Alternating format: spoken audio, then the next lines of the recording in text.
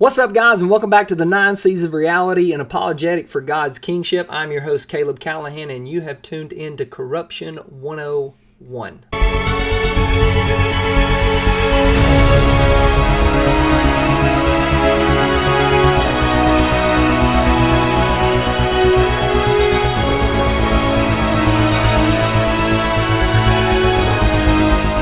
All right, so let's dive straight in, okay? I love corruption. I don't love corruption because corruption exists in the world. I love corruption because I think this is where we start to understand the human experience a lot better, right? So we saw in the first C, creation, and how God created everything very good, and now we're about to see how everything ended up not being very good, right? And so we have these longing and these desires within us, like, that we don't know how to deal with. We're trying to figure these things out. Like, you know, I talk to people all the time, and I'm like, hey, do you think yourself to be a good person? They're like, yeah, I'm a good person. I'm a good person. And I'm like, okay, have you ever lied? Have you ever cheated? Have you ever stolen? Have you ever used God's name in vain? Have you ever? And I start listing these things out, and they're like, well, yeah, but, you know, yeah, you know, but if that's the standard of good, are you a good person? They're like, well, no. And so what you see is people lower the standard of what good actually is so that they can call themselves a good person. And see, a lot of Christians leave people there,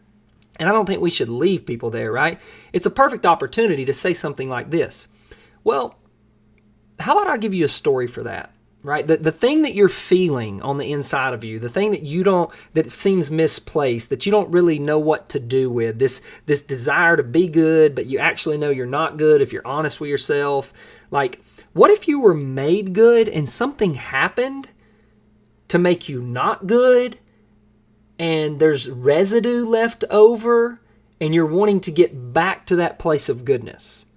And I don't care what you believe. People are like, yeah, that's exactly what I'm feeling. And I'm like, I got a story for you, right? And that's what corruption and creation is, right? That is that story, right? Of why we have this desire to be good, but we know we're not actually not good if we're honest, right? The residue is left over from creation. The residue is left over that we are image bearers of the Lord Most High. And we know that we are supposed to be good, but we also know that we're not, right? Okay, so let's dive in. The first thing we always need to talk about is Genesis 3. That is Corruption 101. The author is Moses. Again, he's going to be the author for a long time. And I title this Bent Hearts Revealed. And I title it that for a reason, because there's a major thing that comes out of corruption that I find to be a terrible thing in the evangelical church. And it goes like this. Well, yeah, God created everything, and he created it so good, and it was beautiful, and he was just so delighted in it.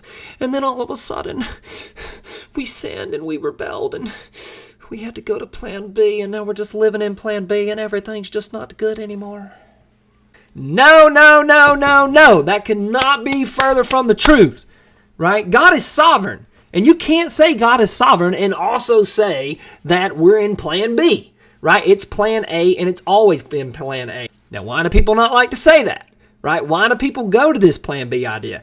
Because now if you say it's plan A, then you have to look at this tree and you have to go, oh boy, God put that there and he intended it for us to eat it. And he intended for all of this to happen. I don't know what to do.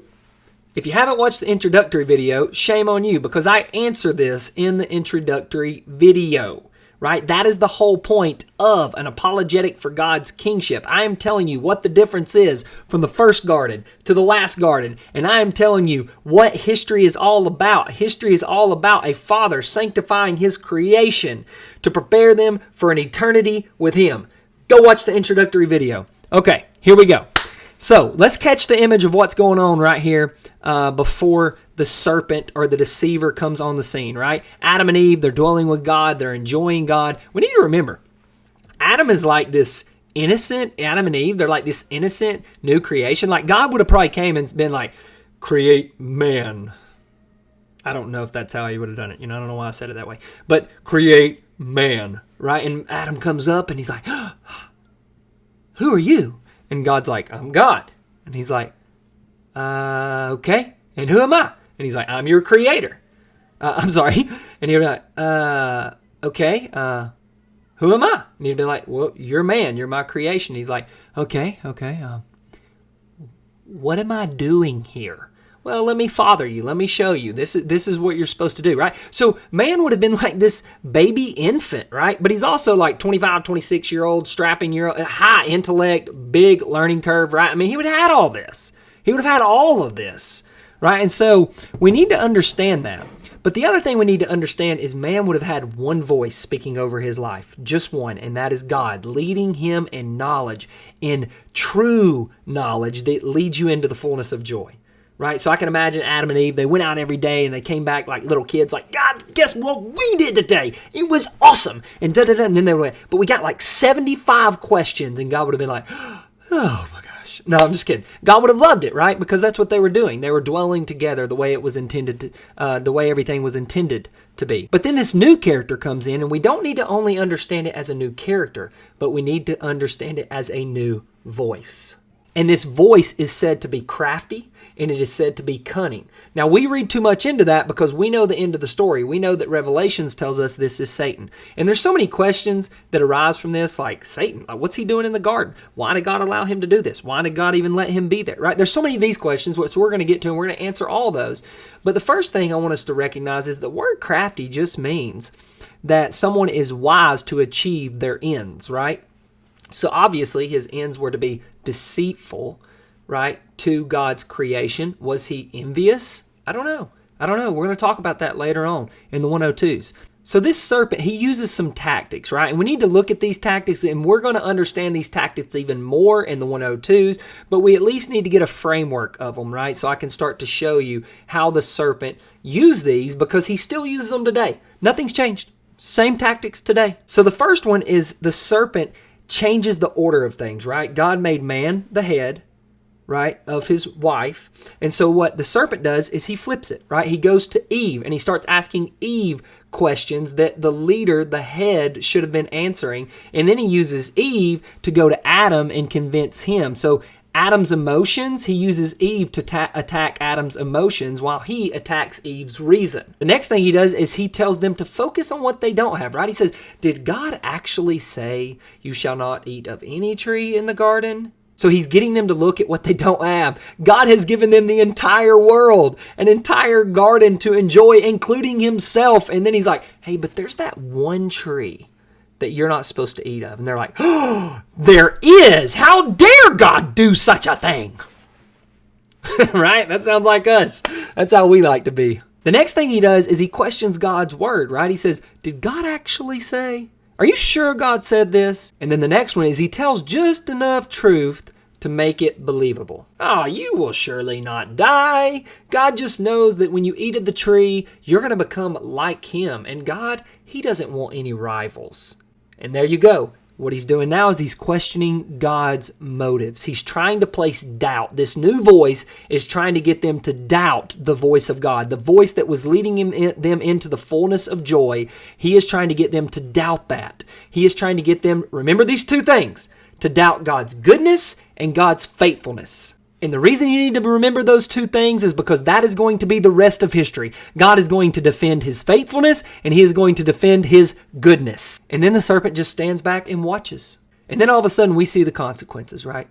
Immediately they are exposed, right? They are naked. Then we see shame. It starts to enter in, and they're feeling different. They don't know what these feelings are, but they know they need to cover up, right? So they go try to fix things, and they go get some fig leaves, and they're like, here, let's cover one another, right? And then they hear God coming in the distance, and they go and hide, right? And that's probably one of the saddest places in all of Scripture. They're hiding from God. And I'm like, wait a second, you just covered up. Why are you hiding? You know what? They know that their fixing it was insufficient. Right? They know it in their heart. They know it in their shame that they can't fix this. There's something about them. They're like, oh my gosh, we gotta hide. And man has been hiding ever since. We hide in the darkness, afraid to come into the light, 1 John tells us. And so the next thing we need to see is we need to see what God did, right? And the first thing you need to recognize is God came to man. Man did not go to God. Man would have stayed there forever hiding from God. But God came to man. He came out of the temple and came and found man. He came off his throne and came down to man, right? We're not going to get there. I got to stop. Christology. I'm not going to do it. Okay, so we see God has two questions of his own, which we're going to talk about later. But then we also see God place judgment, right? We're going to talk about these three judgment in later videos. Like, what do they represent? What are some echoes inside of them? Then we see God clothing Adam and Eve, right? Him being compassionate and merciful and not giving up on Adam and Eve. He's like, hey guys, take those fig leaves off, the things that you know are not working. I'm going to go over here and I'm going to kill an animal and then I'm going to clothe you because guess what? You can't fix this. I must take it upon myself to clothe you. Oh my gosh, it's so hard not to talk about Jesus right here. But then all of a sudden, God is faithful. Again, he was faithful to judge, and now he's faithful to escort them out of the garden. And so in an ironic twist, that which man was supposed to take care of and steward and subdue, now a cherubim is placed at the gate to protect man from the garden. And so this is where we are at the end of Genesis 3. We're sitting here, man, looking back at the garden, probably ashamed and broken and maybe even weeping because of what their sin has done. But God comes to man and he says, I haven't given up. Continue on. Continue to be fruitful and to multiply. I'm going to fix this. Trust me. Trust me, Adam. I'm going to fix this. And what does Adam say? Adam says, I'm going to name you, woman, Eve, which means mother of all the living, not the dead. If you eat of the tree of the knowledge of good and evil, you shall surely die. But Adam believes God. He believes him, and so he names Eve in an act of faith, the mother of all the living. See the hope in that as we close out Corruption 101.